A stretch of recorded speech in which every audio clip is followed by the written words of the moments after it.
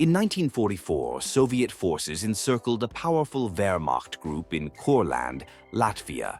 This Kurland pocket saw fighting not only between Soviet and German soldiers, but also involved anti-fascist resistance fighters from various nations: Czechs, Poles, Slovaks, and Frenchmen who had deserted from regular army units or support detachments of the Hitlerite army. Furthermore, Germans themselves fought in partisan detachments and groups, a fact sadly rarely remembered today. This little-known page of history deserves closer examination. Soviet command purposefully sent groups of German anti-fascist soldiers into the Kurland pocket. They were tasked with a wide range of missions, conducting propaganda among Wehrmacht soldiers to undermine their morale, carrying out reconnaissance to gather valuable intelligence on enemy positions and strength, and engaging in sabotage to disrupt German communication and supply lines. In December, one such group, consisting of 18 former German servicemen who had chosen to fight against the Hitler regime, landed from 2 boats on the coast near Engur. During this challenging operation, hampered by adverse weather, one boat capsized, plunging the men into the icy Baltic Sea. Exposed to freezing temperatures in unfamiliar territory, soaked and freezing, they had no way to dry their clothes or warm themselves. The landing party found themselves in dire straits, with little chance of survival, and were soon captured by German forces.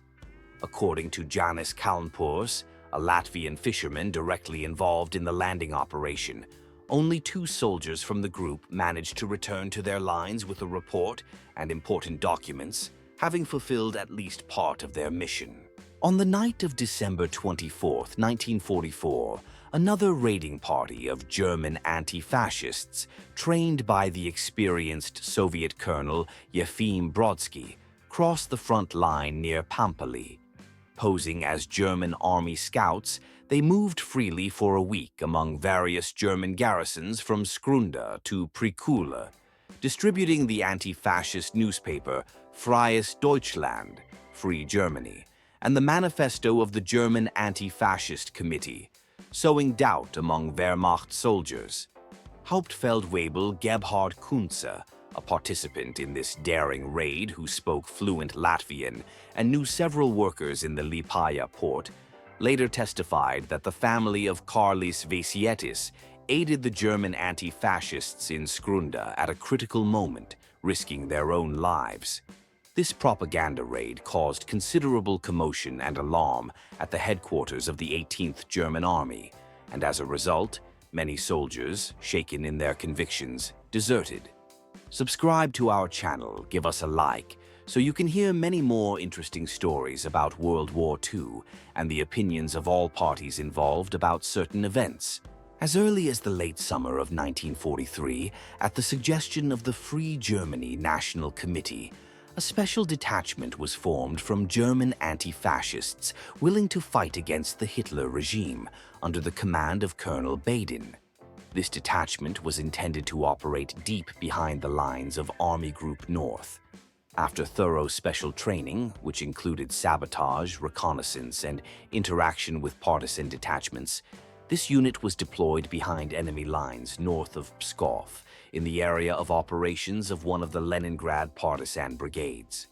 German volunteers, shoulder to shoulder with Soviet partisans, struck at communication lines and rear infrastructure of the Hitlerite troops, accumulating invaluable experience in partisan warfare.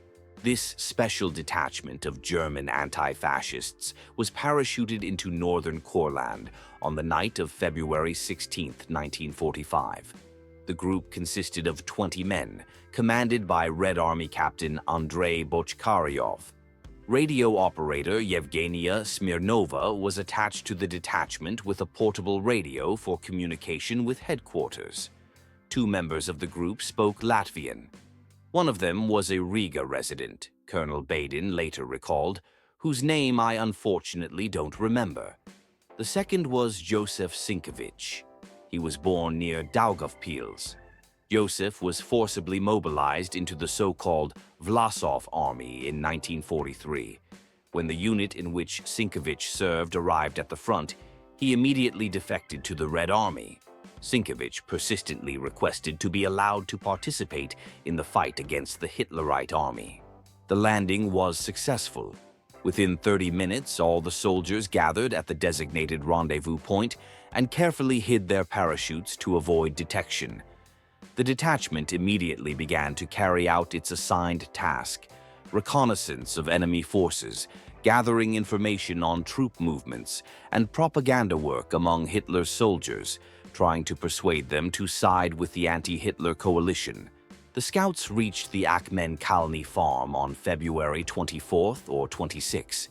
The owner of the farm recalled in his memoirs, "Around 1 or 2 o'clock in the morning, people in German uniform entered our house. There were 17 or 18 of them. They spoke German. They ordered us to light the stove. They asked if partisans had appeared. Learning that they had been here a week before, the soldiers posted guards. We showed the Germans a place in the kitchen and a small room where they could spend the night. The Soviet scouts had genuine German documents. They wore German uniforms, and their weapons and equipment were also German. For greater security in case of an encounter with German soldiers, the role of group leader was to be assumed by the German anti-fascist Hilarius Hieronymus, a former Wehrmacht NCO. Captain Bochkaryov, although fluent in German, might make mistakes under stress that could arouse suspicion. At the sentry's warning shout, a German officer, an Oberleutnant, stepped forward. Approaching the sentry, he began inquiring which unit was billeted there. The sentry replied that they were looking for paratroopers, but his commander could explain everything better. He used a prearranged signal to summon Hieronymus from the house. Hieronymus emerged wearing the uniform of a German Oberleutnant. He was unarmed, bareheaded, his greatcoat thrown over his shoulders. After exchanging greetings, the two officers checked each other's documents.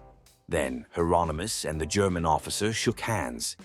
At that moment, the situation seemed under control. The farm owner recalled. The officer ordered those in the room to check their identification. Some of the arriving German soldiers were quite affable, drinking coffee and chatting. But suddenly the command rang out, "First group out, second group out." A firefight erupted.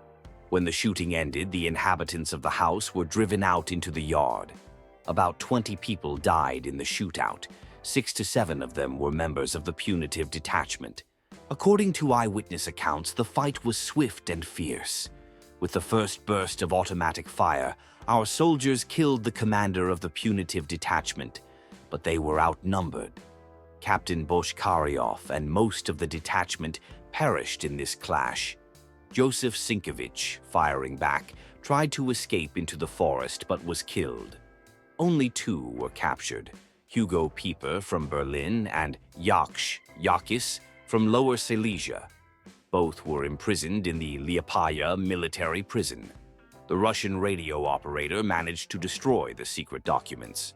Later collected testimonies confirmed that the Dundaga Field Gendarmerie almost immediately detected the appearance of the Soviet reconnaissance detachment in their area of responsibility. There is strong reason to believe that a local informant loyal to the Hitler regime led them to the scouts. The special German squad did not appear by chance at this remote farmstead, located in a vast and dense forest at the junction of the Dundaga, Ants, and Puz parish boundaries. Some locals mentioned that the scouts were also betrayed by the absence of a special Dundaga gendarmerie stamp in their documents. The punitive detachment opened fire first, leaving the German anti-fascists no chance to escape the deadly trap. It was incredibly difficult to outwit the German gendarmerie and the SD Jagd commandos, who knew their area of responsibility like the back of their hand. The Germans understood perfectly well whom they might encounter in this forest wilderness. The masking tactic chosen by the Soviet special group proved unsuitable in the conditions of the Kurland pocket and led to tragedy. Over 6 months of fighting in the encirclement, the rear of the German army here was significantly strengthened, and an exceptionally extensive and cunning system of counterintelligence and anti-partisan warfare was developed. It is known that the captured Hugo Pieper was shot in the Liepāja prison, along with a large group of political prisoners, on the day of the Kurland group's surrender, the very day that should have brought liberation. Yaksh miraculously escaped execution. A few days before the surrender, when the massacre of political prisoners began, he happened to be among common criminals, which saved his life, Colonel Baden wrote. The struggle was waged not only on the front lines, the struggle was also waged for the minds of people. And it is no accident that after the war, many former German soldiers and officers became friends of the Soviet Union.